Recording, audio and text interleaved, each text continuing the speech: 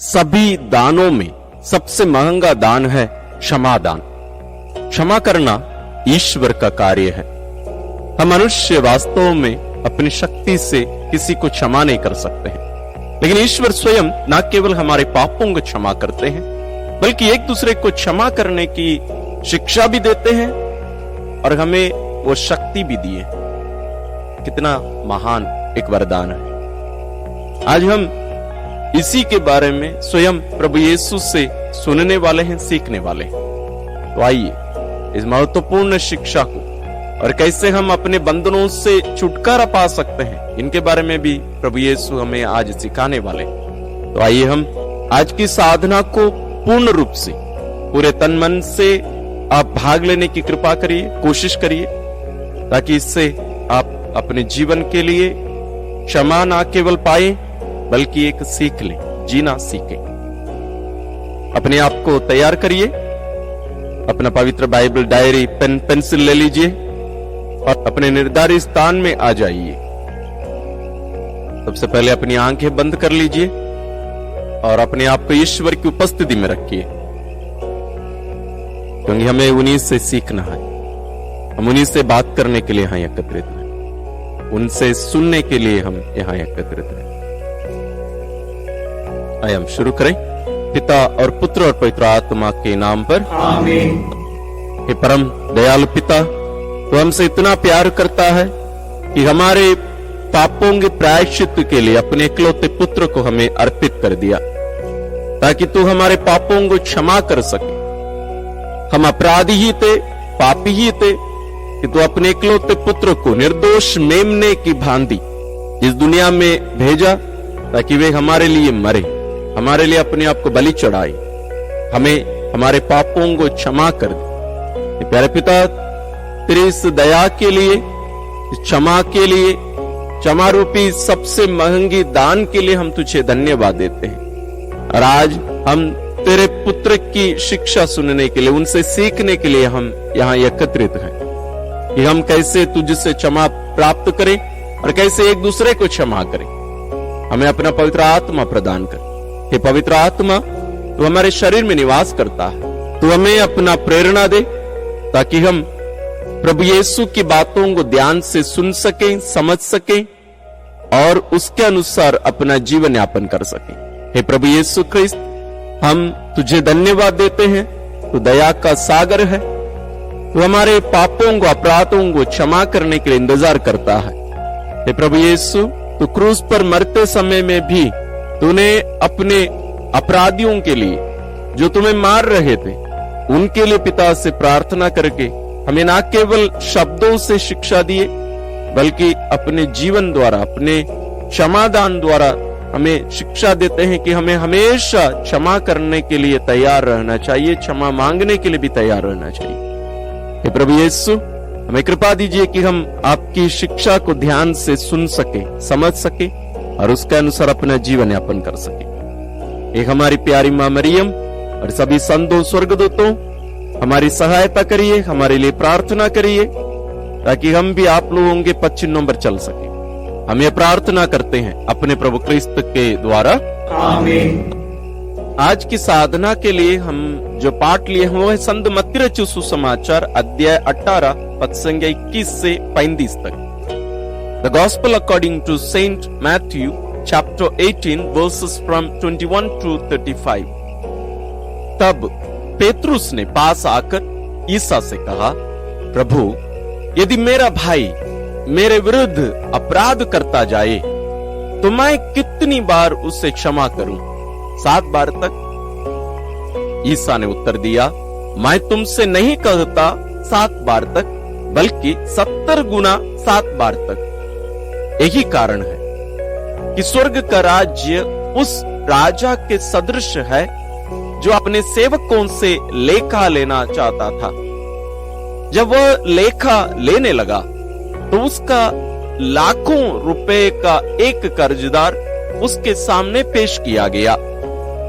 अदा करने के लिए उसके पास कुछ भी नहीं था, इसलिए स्वामी ने आदेश दिया कि उसे, उसकी पत्नी, उसके बच्चों और उसकी सारी जायदाद को बेच दिया जाए और ऋण अदा कर लिया जाए।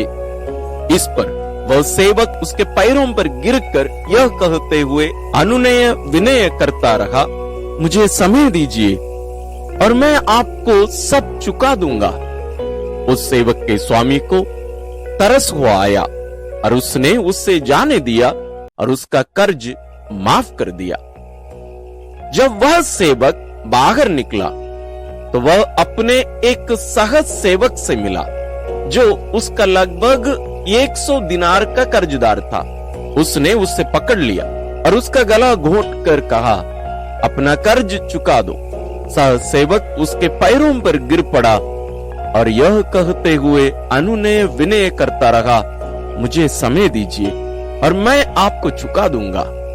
परंतु उसने नहीं माना और जाकर उससे तब तक के लिए बंदीगृह में डलवा दिया जब तक वह अपना कर्ज ना चुका दे। यह सब देखकर उसके दूसरे सहज सेवक बहुत दुखी हो गए और उन्होंने स्वामी के पास जाकर सारी बातें बता दी।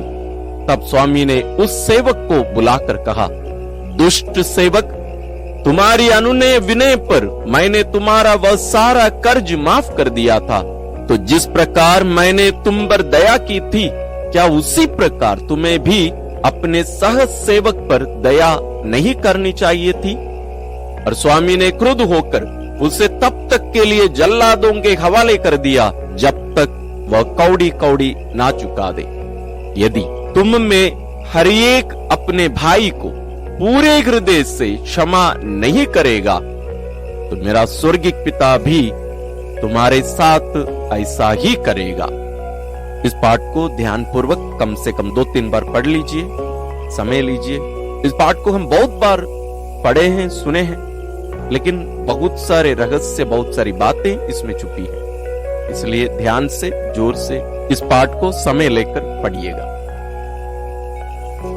हम साधना के प्रथम चरण में प्रवेश करते हैं। इस शिक्षा को हम बहुत सारे दृष्टिकोण से देख सकते हैं। हम इसको 2 दृष्टिकोणों से देखने और प्रभु से सीखने की कोशिश करेंगे। सबसे पहली बात है, एक बात हमें ध्यान में रखना है कि क्षमा पाने के लिए एक कीमत चुकाना रहता है। यदि वो कीमत अपराधी नहीं चुकाता है तो जिसके विरुद्ध वो अपराध किया गया है वो उसको चुकाएगा।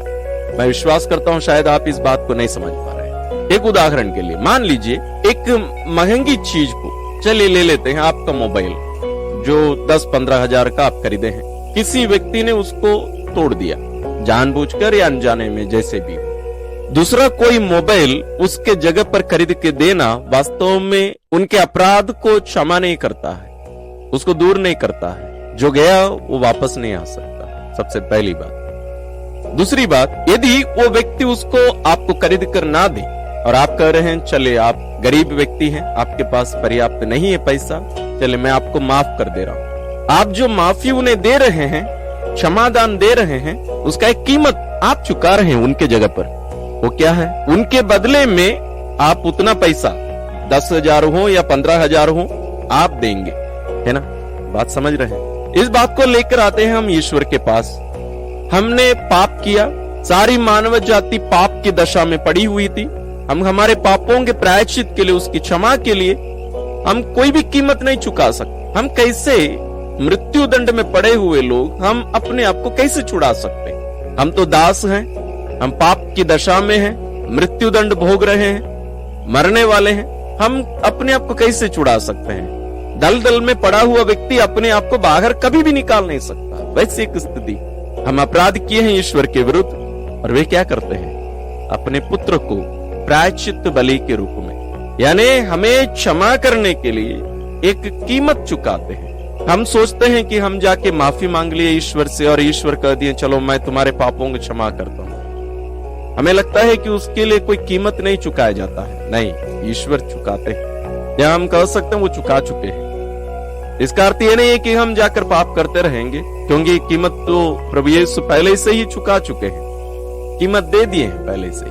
तो क्षमादान मुफ्त में नहीं मिलता, उसके लिए कीमत चुकाना पड़ता है। या तो हम चुकाएंगे या सामने वाला व्यक्ति जिनके विरुद्ध में हम अपराध किए हैं वो उसको चुकाए, दोनों में से एक। इस बात को हम ध्यान में रखें। चले हम आगे बढ़ते हैं। पहला दृष्टिकोण, एक कंडीशन यहाँ ईश्वर रखते हैं, वो हमें क्षमा करने के लिए तत्पर है हमेशा से, लेकिन उसके लिए एक कंडीशन है जिसको प्रभु यीशु इस दृष्टांत के अंत में हमें बताते हैं। वो यह है, यदि तुम में हर एक अपने भाई को पूरे हृदय से क्षमा नहीं करेगा तो मेरा स्वर्गीय पिता भी तुम्हारे साथ ऐसा ही करेगा। तो क्षमा पाने के लिए एक कंडीशन है, एक शर्त है ईश्वर की क्षमा प्राप्त करने के लिए, वो है हमें अपने अपराधियों को पूरे हृदय से, ऐसा नहीं है कि बाहरी रूप से हम बोल दे, बहुत आसान होता है ना, ठीक है चलो माफ कर देता हूं मैं, लेकिन वास्तव में क्षमा करना कितना कठिन होता है। इसलिए ईश्वर उस कंडीशन को रखे हैं, यदि तुम मुझसे क्षमा प्राप्त करना चाहते हो तो तुम सबसे पहले अपने अपराधियों को क्षमा करो पूरे हृदय से। कोई भी बात बड़ी या छोटी वहां बीच में रुकना नहीं, रहना नहीं। इस बात को हम अभी दूसरे दृष्टिकोण से देखते हैं, वो है ईश्वर से क्षमा प्राप्त करना। आजकल लोग बहुत कम पाप स्वीकार के लिए या मेल मिलाप संस्कार के लिए जाते हैं। कलीसियाई शिक्षा अनुसार वहां बताया गया है कि साल में कम से कम एक बार पाप स्वीकार करना है या मेल मिलाप संस्कार में भाग लेना है। हम में से बहुत सारे लोग उसको करते हैं। जरूर डॉक्टर लोग भी हमसे कहेंगे कि आपको कम से कम 2 दिन में 3 दिन में एक बार खाना खाना चाहिए, ठोस आहार, नहीं तो आप मर जाएंगे। हम कितने दिन में एक बार भोजन करते हैं, ठोस आहार खाते हैं? अधिकतर हम लोग दिन में 3 बार करते हैं। लेकिन आप कोई डॉक्टर के पास जाएंगे, वो बोलेंगे कि नहीं, आपको जिंदा रहने के लिए दिन में 3 बार खाने की जरूरत नहीं है, 2 दिन में एक बार खाने की भी जरूरत नहीं है। कम से कम की बात को हम लोग पूरे दिल से ले लिए और कहते हैं कि नहीं वो कम से कम वो चलेगा। इसलिए बहुत सारे महान संत लोग और इसके पहले के संत पिता लोग भी, संत पिता फ्रांसिस भी कहे हैं, सबसे बड़ा पाप हमारे समय का 20 और 21वीं सदी के सबसे बड़े पाप क्या है? पाप का बोध नहीं होना।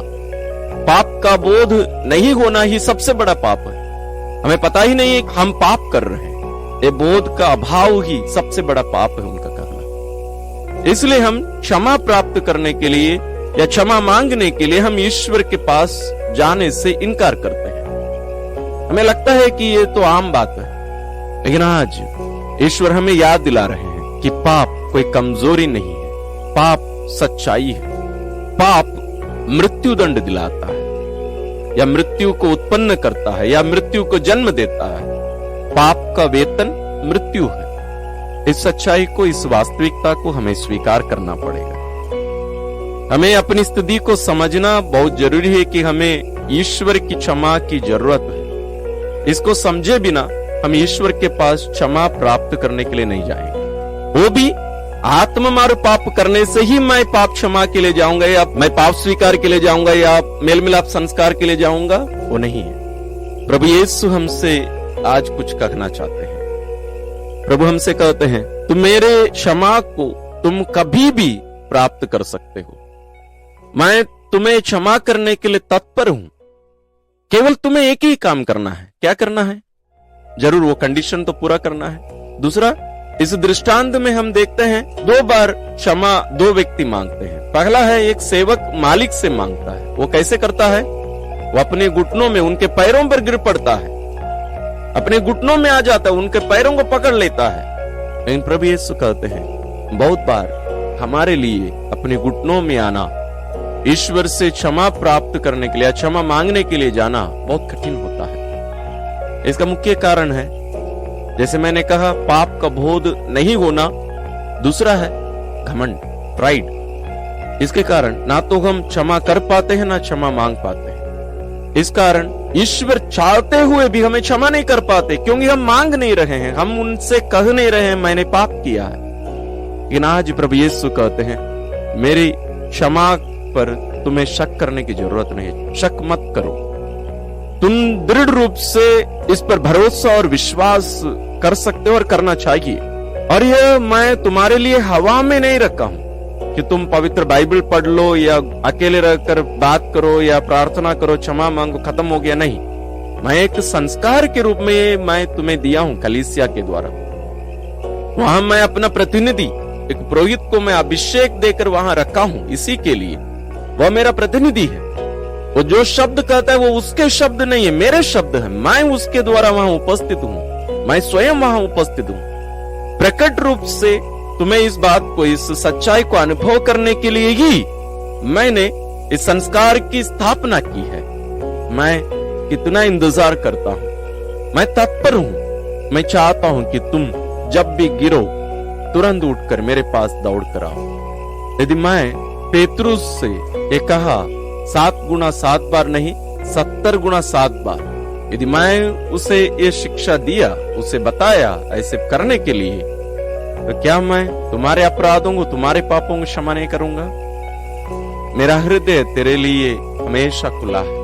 मैं अपना रक्त इसलिए बहाया ताकि मैं तुम्हें क्षमा कर सकूं। वही कीमत है, वही वेतन है, इसलिए हमेशा मेरे पास आओ। आइए हम प्रभु की इन बातों को अपने दिल में संजोए रखकर हम थोड़ा सा मनन चिंतन करें। हम साधना के दूसरे चरण में प्रवेश करते हैं, प्रत्युत्तर। हे प्रभु, ये कितना अद्भुत है कि मैं तेरे पास हमेशा आ सकता हूं, कोई समय सीमा नहीं। सुबह, दोपहर, शाम, रात, 1-2 बजे रात के समय में भी मैं तेरे पास आ सकता हूं। तू हमेशा मेरे लिए इंतजार करता है। ये कितना अद्भुत है। और मैं हमेशा तुझसे प्रश्न पूछ सकता हूं। तू हमेशा मेरे संदेह को दूर करने के लिए उपस्थित है, जैसे पेतरुस के साथ किया।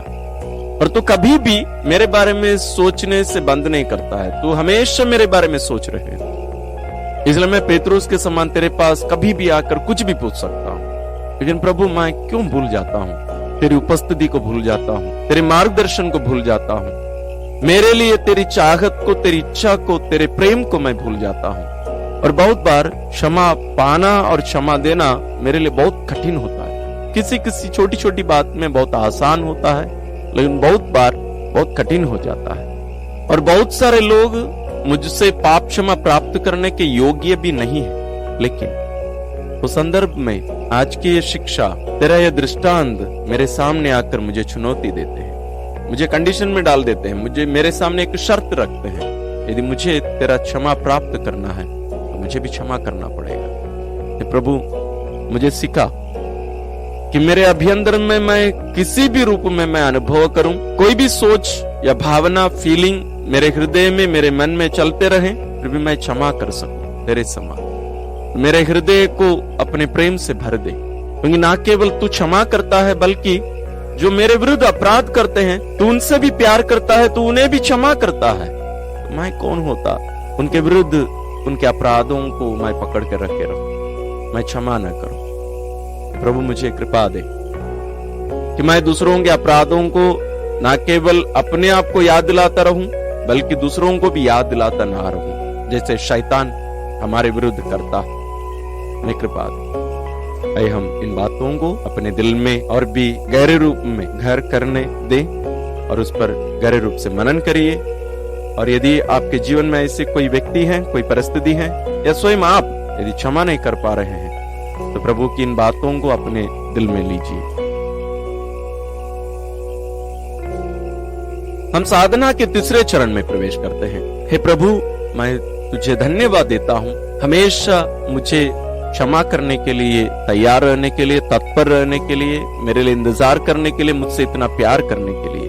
और मैं विशेष रूप से मेल मिलाप संस्कार के लिए, पाप स्वीकार संस्कार के लिए मैं तुझे धन्यवाद देता हूं। लेकिन प्रभु, मैं क्यों तुझ पर भरोसा नहीं कर पा रहा हूं? प्रभु, मुझे तुझ पर भरोसा करने, तेरे क्षमादान पर भरोसा करने, और जब तू मुझे क्षमा कर देता है मेल मिलाप संस्कार में, अपने आप को भी क्षमा करने की कृपा दे। आइए, मैं विश्वास करता हूं आपके मन में बहुत सारी बातें उठ रही हैं, उन सबको आप प्रभु के चरणों में रखिए। हम साधना के चौथे चरण में प्रवेश करते हैं, निर्णय और संकल्प लेना।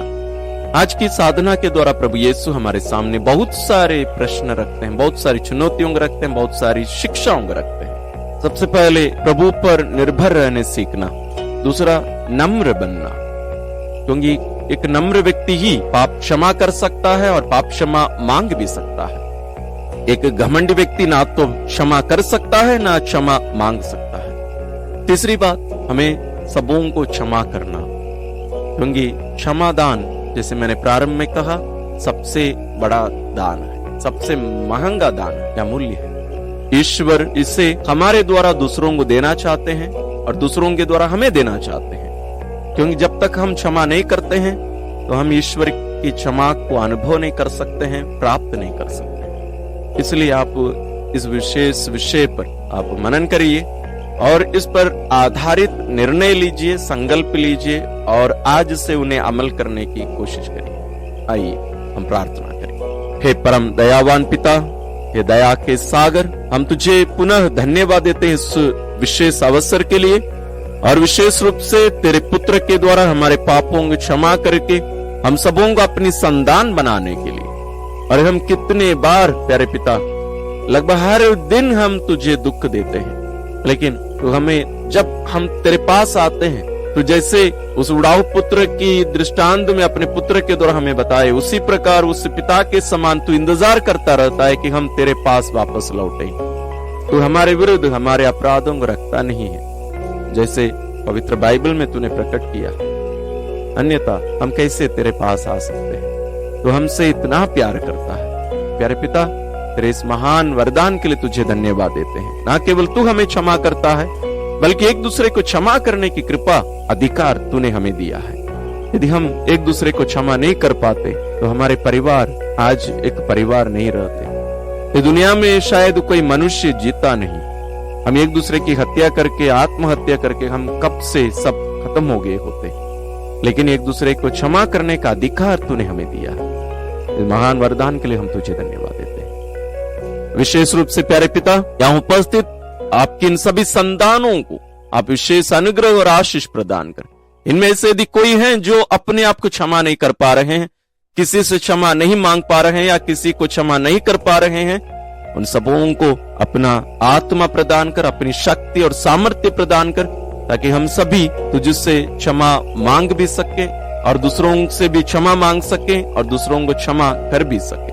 हे पवित्र आत्मा ईश्वर, तो हमारे शरीर में हम में निवास करता है। हमें कृपा दे कि हम प्रभु यीशु के समान हमारे अपराधियों को हम क्षमा कर सके। हे प्रभु यीशु क्रिस्त, तू क्रूस पर मरते समय जो तुझे मार रहे थे, तेरा अपमान कर रहे थे, उन सबों के लिए पिता से प्रार्थना की। हमें भी कृपा दे, हमें भी शिक्षा दे कि हम तेरे भाई बहन सिद्ध हुए, तेरे पिता के हम भी संतान सिद्ध हो सके, हम प्रमाणित कर सके कि हम वास्तव में उसी पिता की संतान है जिन्होंने हम सबों को क्षमा किया है और हमें क्षमा करने का अधिकार और वरदान दिया है। हे हमारी प्यारी मां मरियम, तेरा पुत्र क्रूस पर मरते हुए दूसरों के लिए क्षमा मांग रहे थे पिता से, और तू चुपचाप खड़ी होकर पिता से उन्हीं प्रार्थनाओं को कर रही थी। पिता, इन्हें क्षमा करिए, नहीं जानते कि ये क्या कर रहे हैं। तूने भी यही प्रार्थना की। मां, हमारे लिए प्रार्थना कर कि हम भी तेरे समान बन सके। सभी संतों, स्वर्गदूतों, हमारे लिए प्रार्थना करिए, हमारी सहायता करिए। हम ये प्रार्थना करते हैं अपने प्रभु क्रिस्त के द्वारा, आमीन। आइए हम सभी पिता के पद चिन्हों पर चलें, प्रभु यीशु के पद चिन्हों पर चलें। हमारे पिता और हमारे बड़े भैया प्रभु यीशु के पद चिन्हों पर चलें और पिता की सच्ची संतान और प्रभु यीशु के सच्चे भाई बहन हमारे जीवन के द्वारा दूसरों को क्षमा करते हुए हम प्रमाणित कर सके। इस ईश्वरीय कार्य करते हुए अपने स्वभाव को, ईश्वरीय कृपा को प्रकट करने के और ईश्वरीय स्वभाव को प्रकट करने के इस राह पर हम आगे बढ़ते चले। ईश्वर आप सबों को विशेष आशीष और अनुग्रह